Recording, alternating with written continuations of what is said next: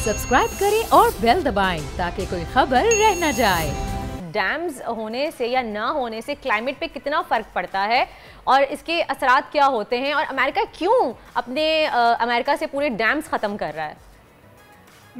You brought up a good point. आपने rain water harvesting की बात की थी as an alternative mechanism. क्योंकि डैम्स ख़त्म करके हम कह रहे हैं कि आज का जो नई टेक्नोलॉजी है वो रेन हार्वेस्टिंग की ही है।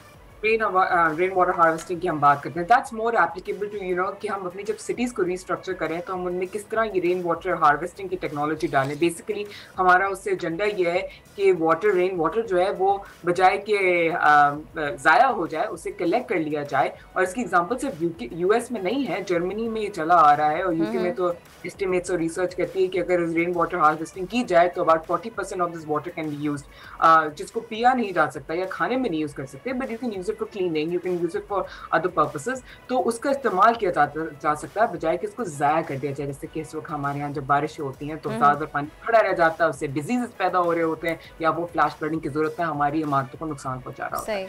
तो उसकी जगह हम उस पानी को कलेक्ट कर लें।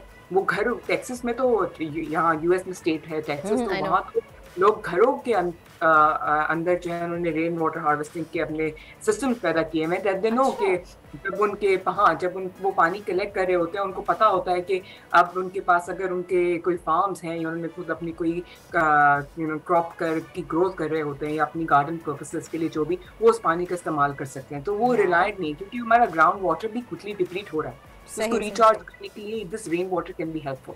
तो ये इस तरह की बहुत सारी चीजें जो है ना अल्टरनेटिव मैकेनिज्म में कंसिडर की जा सकती हैं as we look into new climate innovation, जिसे हम कहते हैं ना क्लाइमेट इनोवेटिव टेक्निक्स। तो डैम जो है they are tried and tested methods, मगर उसकी वही मैंने जो कहा कि उसको उसकी इंफ्रास्ट्रक्चरल कॉस्ट, उसकी डेवलपमेंट कॉस्ट, उसकी management cost is very high.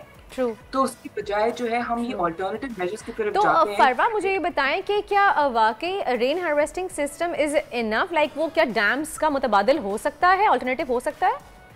देखिए, जिस तरह के हमने टोरेंशियल डाउनपोर फेस किया है उसमें तो मेरे ख्याल से रेन वाटर हार्वेस्टिंग थोड़ी मुश्किल हो जाएगी, क्योंकि अगर आप उसको स्पेशली इन अ सिटी जिसका फ्रेमवर्क ऑलरेडी वीक हो, आप उसमें कंस्ट्रक्ट करेंगे तो हम बड़े डेवलप ममालिक के साथ कंपेयर कर रहे हैं ना। लेकिन अगर आप अपने मुल्क का एग्जांपल लें और कहें कि हाँ अगर यहाँ पे एक डैम होता ऑलरेडी तो शायद उसने एक सूबे के अंदर जो फ्लड का डिजास्टर हुआ है उसको कंट्रोल कर लिया होता, पानी के बहाव को कंट्रोल कर लिया होता, जमा कर लिया होता कुछ पानी।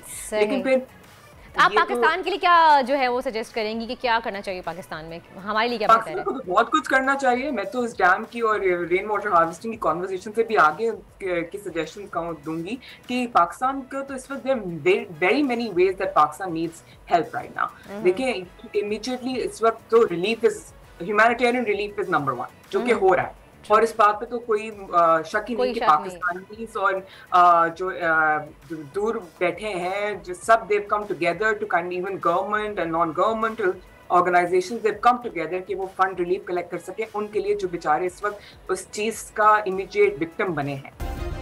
सब्सक्राइब करें और बेल दबाएं ताकि कोई खबर रह न जाए।